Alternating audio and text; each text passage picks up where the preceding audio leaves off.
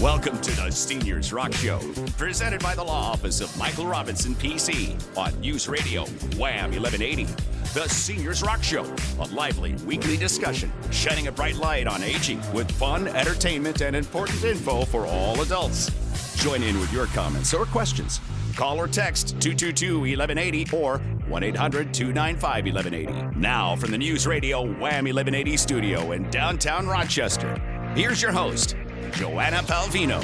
Hi and welcome. We're wrapping up the holidays with this show, and we'll look back and take a peek forward to today. It's been quite a year, and we appreciate you tuning in to join us, and for the guests that have shared their experiences with us and you over the past months. And I'm Joanna, your host. I'm here with Mike Robinson, and we've talked about so many topics, Mike, and gotten so many good tips this past year from sponsors and outstanding area businesses like Agape Physical Therapy, Athena Direct Primary Care, the Village at Unity, and Wise Home Energy. And then the families of Harris Funeral Homes, Pets at Peace, and Hard Hearing have added their caring touch to the show a lot, too. And, of course, we can't forget the dedicated professionals working on our behalf in two area organizations, and they are both dedicated to older adults, if I could talk, and their families. So they are Lifespan and GRAPE, and today we're going to hear from the executive director of GRAPE, and that is, again, the Greater Rochester Area Partnership for the Elderly, which Mike and I are both parts of and members of. Carol Bartlett is here, and she's going to tell us what the GRAPE organization does and about a legislative town hall meeting that GRAPE is hosting, and that's at Nazareth College on February 3rd. And Dr. David Stites, professor of psychology and the director of the Nazareth College Gerontology program, is going to be here too, and he's going to explain how students from that program will be involved in the town hall meeting. This is going to be a great partnership, so I'm looking forward to hearing from both of them. Speaking of partnerships, Mike, you and the Law Office of Michael Robinson are solid partners on Seniors Rock so much, and your weekly contributions to the show have added a lot to the show, and we really appreciate it. And we appreciate the wisdom and gracious manner that you bring to every program, so thank you for that. And we're being really thankful. It's the end of the year, and it's a good time to do that. And even though you're a busy estate planning attorney, you do come back every Saturday. So I'll see you here every Saturday in the next year, and I'm looking forward to that. That's true. I enjoy being here every Saturday. I enjoy sharing the information we have with our listeners. And, you know, as you sent me an email earlier this week from one of our listeners, and you know, who was expressing their appreciation. So we know we're helping folks. We're getting good information out there. So I'm very happy to be a part of it. Mm-hmm. And we are in the thick of the holiday season. Yeah, we are. And it's actually, we're on the cusp now, I guess, at the top and ready to go back down to 2023.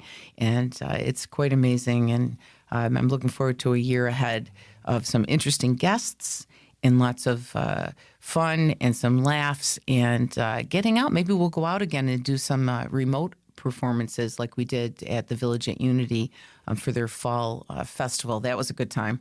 That was a lot of fun, and it was a beautiful afternoon to begin with, but they did a great job, and we got to meet a lot of the residents who stopped by to say hello. So, yeah, those are fun. Uh-huh. And it's always great to get to see people in person because obviously on the radio we don't see the faces. But please reach out. You know, we tell you all the time, seniorsrockradio.com is their contact page, the old, not the old, but the past episodes. And hopefully that information will keep you company if you're looking for something to do sometime over the holidays, or if it's a snow day. I'm sure we're going to have more of those. Yeah, those will be coming. Mm-hmm. Now, what do? You don't have your tractor out now. Do you have a snow plow? No, I have a snow blower. So if we get enough, I'll get that out of the garage. But no, actually, you know, the wood is in, and I don't have a whole lot to do outside except play this time of year. That's good. That's good. You do snowshoeing. I know that, right? You and Kelly like that? Skiing, yeah. Mm-hmm. And even hiking, you get a lot of good. Usually there's not so much snow that you need snowshoes, so just a good pair of boots. Yeah.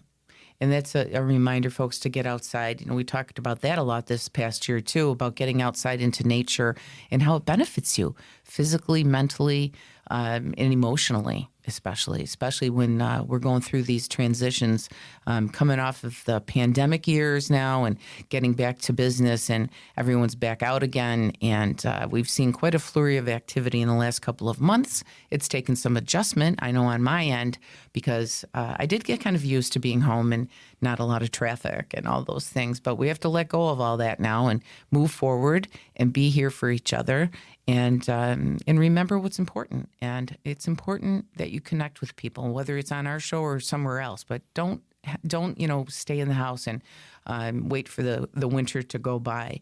Get out and or invite someone over if you can't get out. Yeah, and I'm so glad, Joanna, you brought that up, because at this time of year, there's a lot of people stress out because we get bombarded with these messages that the holiday season is about buying things or putting on a great feast. And, those things can be fun, I suppose, but it creates, I think, a lot of artificial stress for people. And really what this time of year is about is connection with family, with friends, giving thanks for those relationships, making maybe some extra time to spend with people and just enjoying each other's company. It doesn't have to be expensive. It doesn't have to be elaborate. In fact, sometimes I think that the best experiences are exactly the opposite. Mm-hmm. I agree. The simpler, the better at this point in my life. I remember when I was a young mom and I had all these expectations for myself. And I had to have the right, table setting and decorate the house to the nines. And the kids still laugh about that. I had decorations everywhere. But I really wanted to, make it such a fun holiday for everyone.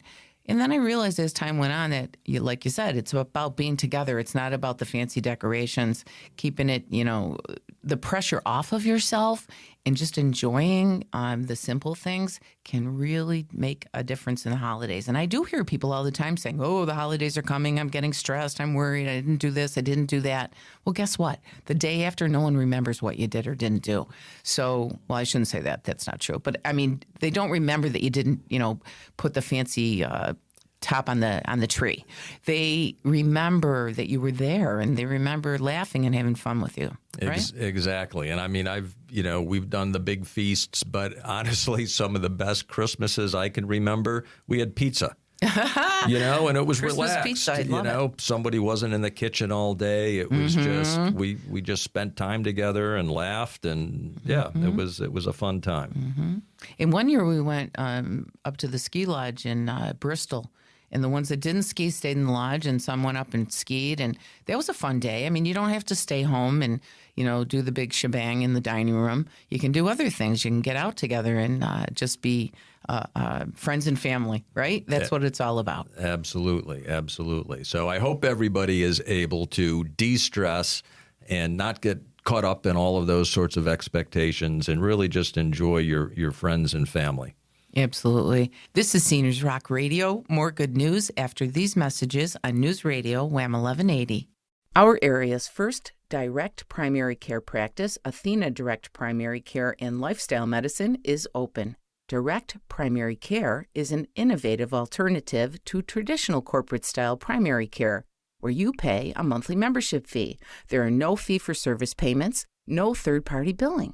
So less paperwork leaves time for extraordinary direct access to your own private physician, a members-only phone line, and unlimited, unhurried appointments. And other services are included too.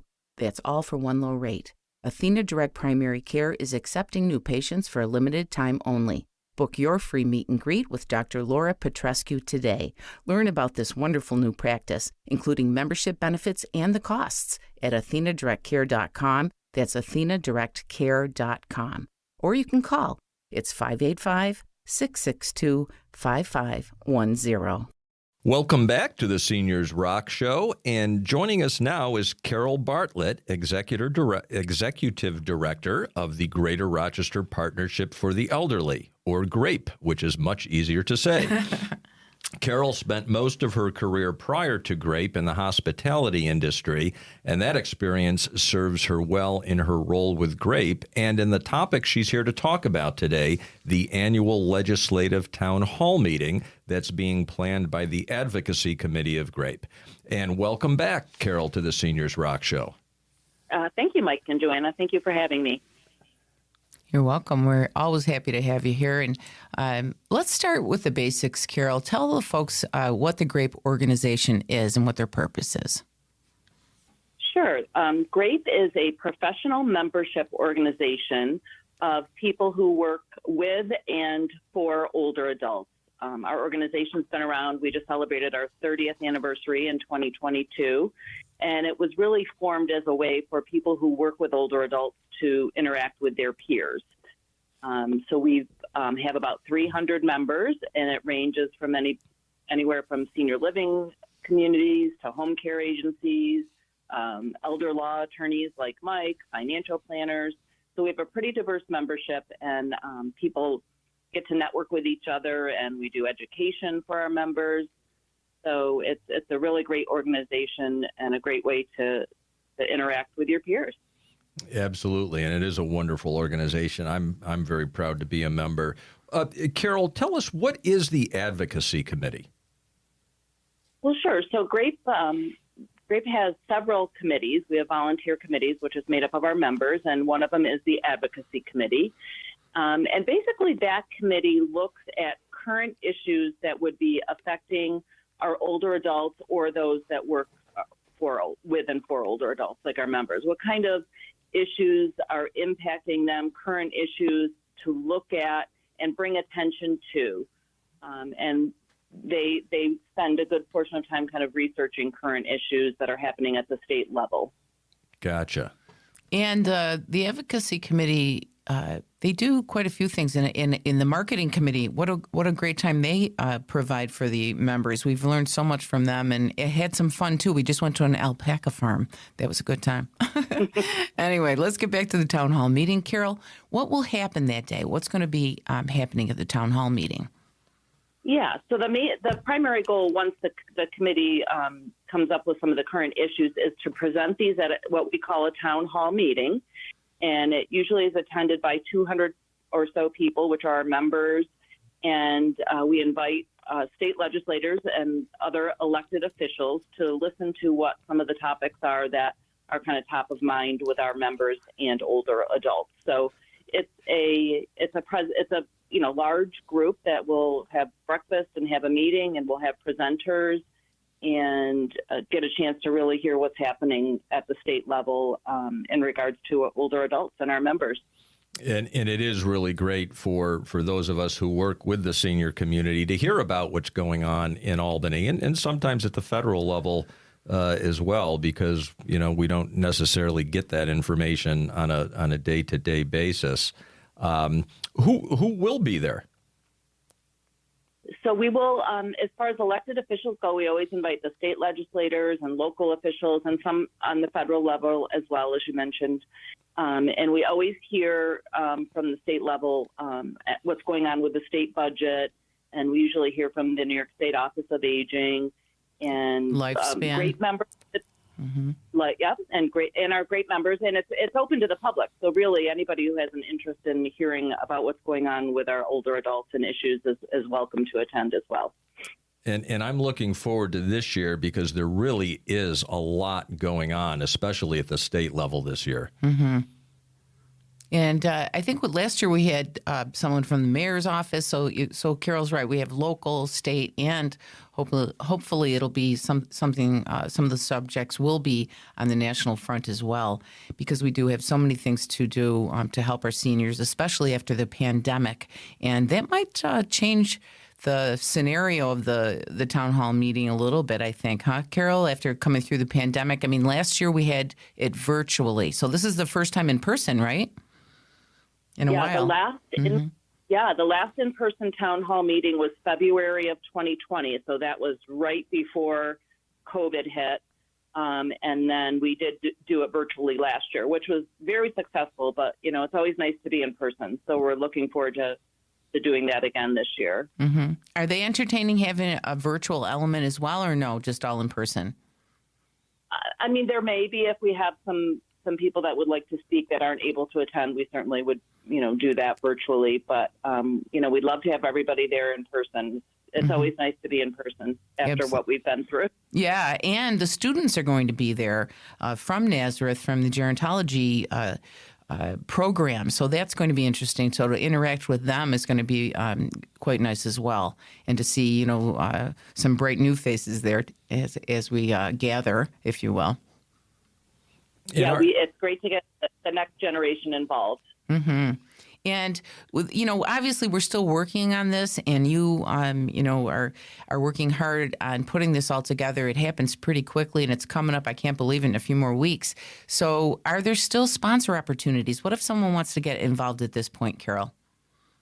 Yeah, we'll be looking for sponsors for the event. We're, GRAPE is a nonprofit, so, we're always looking for ways to help put these events on. So we were looking for sponsor opportunities, and they can contact the GRAPE office about that. But yeah, we're putting obviously the event still together, but we're always looking for help. So. Mm-hmm. And just for a recap here, tell us where the event is. We know it's at Nazareth College, but and tell us a little bit more about the event and the where and when and that kind of thing. Will there be parking? I mean, that kind of stuff.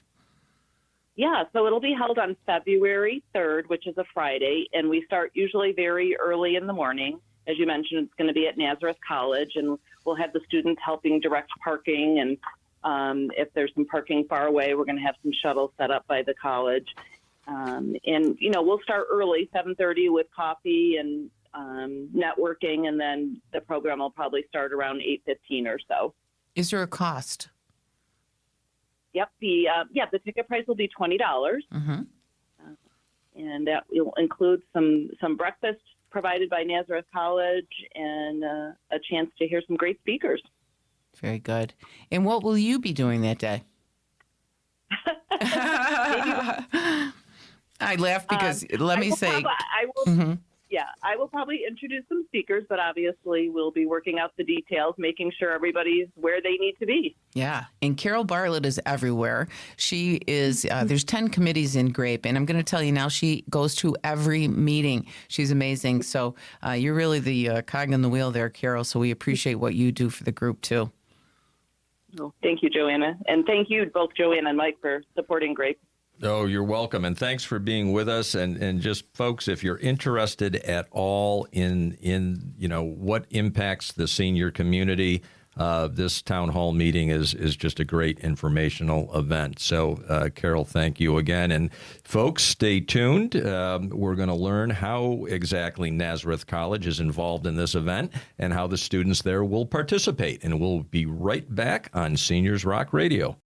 The holiday season is a natural time for families to gather together, which also makes it a natural time to talk about your estate plan with your loved ones. This holiday season, give the gift of peace of mind. At the Law Office of Michael Robinson, we'll show you how easy it is to create a custom-crafted estate plan that gives you and your loved ones peace of mind now and into the future. Visit us at mrobinsonlaw.com. That's mrobinsonlaw.com. When you've lost movement, flexibility, strength, or balance, traveling a long distance for physical therapy seems like a bad decision. That's why Agape Physical Therapy has a convenient location near you, east side or west side. And there's a new location in Pittsford with Aqua Therapy. Let Agape Physical Therapy and wellness professionals customize a treatment program for you to help you recover quickly. Visit agapephysicaltherapy.com and schedule your free consultation today. No doctor referral needed. I'm Joanna Palvino here with attorney Mike Robinson, and we've been chatting with Carol Bartlett today, and she's with a GRAPE organization. She is the executive director. We've been talking about the annual legislative town hall meeting that GRAPE is planning. And this event is going to be held at Nazareth College in February, as we said. And joining us now is Dr. David Stites, professor of psychology, and he's the director of the Nazareth College Gerontology Program. David has been instrumental in welcoming Grape and the town hall meeting to Nazareth and to bringing an important intergenerational element to the event. And by involving the students, that is, from the gerontology program. I love that. I think it's so wonderful to have young people involved. So thank you for doing that, David, and thank you for being with us today. Of course, it's my pleasure. Thank you for having me. Sure. And tell us a little bit about your background. So, as you said, I am a professor of psychology, but really, first and foremost, I spend most of my time working as the director of our gerontology program at NAS. So for the past 17 years, I've been fortunate to be able to lead our Gero program, our gerontology club, and our honor society in really just trying to figure out the best ways for my students to prepare for their professional careers as physical therapists, occupational therapists, nurses, social workers. But also, as I've learned over the years, all of that training really culminates in helping them develop personally. Mm-hmm. So what we've been doing for the past 13 years, very fortunately, we've had a partnership with St. John's Senior Services, and we've actually been teaching and offering our courses on the St. John's campuses. Terrific. So my students actually learn from and with the elders at St. John's every Tuesday evening. We're over there, and the students and elders sit together, and whether it's one of our survey courses or one of our community service focused courses, they're creating and engaging and learning together, which honestly, I can't think of another way to do it. You know, for graduate school, I went to Syracuse, and, you know, I would be standing in front of a room of 150 students talking about what it means to grow old. And honestly, who am I, honestly, to talk about that? I'm trained. I've read the journal articles. I read the books. I watch the news. But when it really comes down to it, when one of my students is going to sit and work with an elder and provide some kind of service to them and learn with them, you need to hear and get that training from the elders themselves. Mm-hmm. Sure. No, that's fantastic. David, when did you get interested in teaching about gerontology? So it was actually back in undergrad. I was fortunate. I decided to do an internship, thinking, it'll be a semester-long internship at a VA hospital in New Jersey doing neuropsychological assessment. And that one semester internship turned into a 2-year-long internship. I just truly valued and loved the time that I was spending with predominantly the older gentlemen, the older vets, and just learning about them, learning about their careers, learning about their families, and then realized, that's what I want to do. I want to get further training, and I want to just figure out how I want to spend my career working with and ultimately serving older adults. That's excellent. And I think it's interesting that once we get around folks who are older, if we haven't been, I think it's natural for young people to just kind of, be together and kind of forget about the older folks for a while when you're going through your own life stages. But it seems to me that everyone I've met, especially in some of the organizations that are now dedicated to older adults, those folks have had exposure and realized how wonderful it is to be a part of someone's life when they're older. And I remember my daughter Emily interviewing our Grammy when she was almost 100, and she told her stories, and I could just see her. It was like a little kid hearing a story for the first time. Yeah. All of us can still have that feeling, and thank you for doing that with the students and for bringing your passion to them. We always say in Grape and with some of our friends that are involved with the seniors, it's like you get bit by the senior bug and you don't go back. That's it. My background was in media sales and media production, but once I got exposed to the folks who work in these industries, I was like, hey, this is not so bad. You get hugs and cookies, and there's a lot of good stuff. There is a lot of good stuff. And it's still so interesting. Even after 17 years of doing this, I'll still get comments from students saying, who would have ever thought it would have been so interesting to spend time with an older adult? Mm-hmm. And once I kind of get past that mindset and realize, I'm going to have to still create those opportunities for my students and for the elders in the community. But once we've created them, then they run with it. Whether it's social, whether it's professional, but they figure out how to spend that time together because they both truly value that time together. The experiences are unbelievable. I mean, I heard so many great stories. And again, back to Grammy there, I remember her telling Emily a story about a blind horse, and she still talks about it. And, she passed away at 103, but boy, she left a mark on my daughter and so many other people. And the experiences that she had were quite simple. She lived in the country. But then there's people who have had experience playing in jazz clubs in Paris back in the day, and all these kinds of things that are just wonderful stories. And then the dedication, the folks who have been in the military and, gave up their lives for us in that way. For people to sit down and really understand that and listen, it's very beneficial for your whole life. So tell us about the gerontology program, Dr. Stites, at Nazareth, and why students, what they learn actually in the program. I know why they're there. Sure. So the gerontology program is a minor, which means a student declares their primary focus, which for my students is particularly, like I said earlier, physical therapy, occupational therapy, and they realize, well, I'm potentially going to be working with older adults at some point in my career. Let me get this additional training. So a minor program is 18 additional credit hours where students add on different courses. There's a list that they choose among, but then they also focus in on the courses that I teach, specifically in gerontology. Most of those courses are offered off campus, like I said, at St. John's. So they get to learn about, instead of just learning about, let's say the topic is Social Security. Instead of just reading some articles, reading a book in class, we actually sit down with the elders and talk about Social Security, talk about whether it's paperwork or what it means to live on Social Security or how valuable that little additional bump is in your monthly income and really what that means to an individual on a monthly basis. So the students get that additional focus, but then we have a gerontology club, an honor society, where they get to go out into the community, volunteer, create different educational and advocacy programs. So it's that. It's not just in the classroom. It's trying to figure out ways to get students out in the community.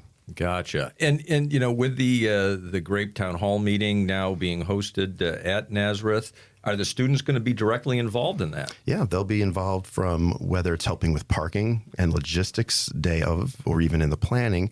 But then I'm also going to be featuring some of their research and work that they've been doing.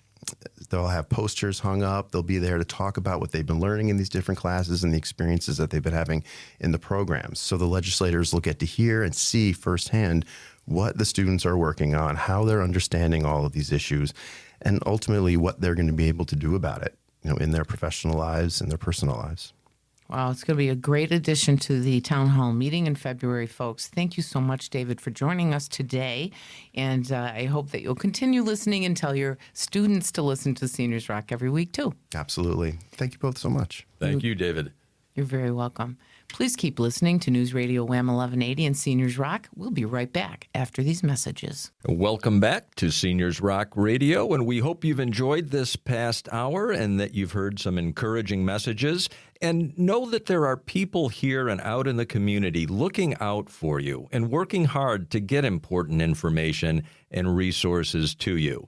The new year brings many more opportunities to share with you, and I'm certainly looking forward to that. Joanna, I know you are as well.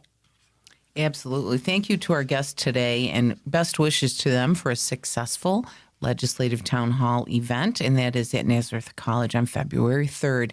You can go to grapeelder.org to learn more about that or to connect with them and get tickets for the event. We'll have them back after the event too, Mike, and to let us know how it went and what promising developments there are for us and the other seniors in town in around the area. We're going to continue to post reminders about that event, so as it gets closer, we hope you'll check out Facebook and help us get the word out too by sharing it. And I'd like to say, as always, thank you to our sponsors. A list of them are available at seniorsrockradio.com, and you can go there. Please support them as they support us and bring the show to you every week. And Mike, I can't believe it. It's another show and another year closed, and we'll be back in 2023, and I can't wait to see what's going to be coming in the next year. It's going to be fun for sure, and so in the meantime, we're enjoying the holiday weekends. Kelly and I always do a Christmas hike and a New Year's Day hike, so So we'll be out and about enjoying some fresh air, and Well, it helps you live next to a park too, huh? that does help. It makes it very convenient. And we kid around about being on the east side and the west side, but you know what? Rochester is a great place to live and to bring up your family and to grow old, right, Mike? It is. It's a great place to age. There are just, I mean, we had Carol from Grape on. Lifespan has been on the show many times with Anne Marie Cook. We just have so many wonderful resources available to us here in our area as we age, and a lot of times we talk about aging resources in terms of physical decline and things like that, and yes, that's a reality of aging, but aging is so much more than that. We continue to learn, we continue to socialize and engage in activities, and that's part of what the organizations in our community bring to us. And so we want to share that information so that people are aware of those resources. They have the ability to take advantage of them. It's part of what makes the quality of life here in Rochester and Western New York what it is. I agree. And, as we are becoming older adults, it's nice to be able to share our experiences and our talents with other people, like the students that are going to be at the town hall meeting. I love that exchange, and we do need so badly, with the aging population, we are going to need even more people in support of us as we go forward here in the next few years. It is kind of startling, the numbers that they're projecting by 2030. There's going to be a whole lot more people over the age of 65. So encourage young people to look at gerontology as an option. Tell them it's not, it could be a very interesting career for them and very fulfilling as well. And, the Monroe County Office for the Aging also has senior centers. I want to bring those up, and I'm sure a lot of you out there go to the senior centers. They are open now. They have wonderful lunches and wonderful programs that you can get involved in. And, if you're not sure how to get there, give them a call. Maybe they'll help you out, or maybe they can connect you with another person that can get you there. And that's another way to get out and enjoy yourself, to be productive, to share your experiences, and have some fun, too. They do some really fun events. They really do. And yeah, just one more resource. And as you were mentioning, and as David Stites was talking about, getting the younger people involved, in our culture, something I've observed over several decades now is we tend to push aging behind closed doors. Mm-hmm. And we do that with death too. And yet it's all a part of life. And the more that we embrace it, frankly, and the more that we spend time with each other at all stages of life, I think it improves our capability to be compassionate. Mm-hmm. And it's just adds to quality of life generally. Mm-hmm. And again, I think going forward, we should pay attention to some of the things we say to ourselves and to others, and to think about ageism. And let's change that. It's like the last frontier when it comes to unacceptable behavior. And we just kind of let it go, because I know we've talked about it many times. We've had these things in our brains, and, negativity about aging everywhere in the media for years. They've fallen and they can't get up, or, we're portrayed in movies as, being stupid, or, in the background. Let's all work together to change that attitude. And, remember that you're not doing things because you're old. You're doing things because you want to, or because maybe you've got something to work on. But it isn't because you're old, because that's just a number. It is. It's just a number. It truly is. And we've had a number of people on the show, not only this past year, but in prior years, who are evidence of that. Mm-hmm. People out still contributing, still having fun, being active. And so that's right. That's part of what we're trying to show people, is that age really is just a number. And if you really want to see some startling stories, and again, it doesn't you don't have to be a mountain climber to have success in aging. But there are some incredible stories if you go to the celebration of aging that Lifespan does every year. And they've had some amazing speakers. And you walk away and you're so motivated and so inspired. That's what we should be doing as we age. We should be motivating, inspiring, and using what we've learned over all these years to make a difference. Absolutely, absolutely. So, Joanna, I'm going to say to you once again, happy holidays. And I hope you're enjoying time with family and friends. I know I will be. And listeners, the same wishes go out to you. Thanks again for being with us today. And as always, be well and be kind. Thank you, Mike. And our mission, folks, is to help as many of you and as many families as we can by bringing experts to the air every week and sharing the information that we share. So we're happy to do it. We're glad that you're going to join us every week, hopefully, as we go forward. And you can help spread the word, too. Share what we're sharing, and we can all make a difference. So we'll be here next year. So come on back. Happy holidays to you and your families. And won't you join us now in saying, Seniors Rock.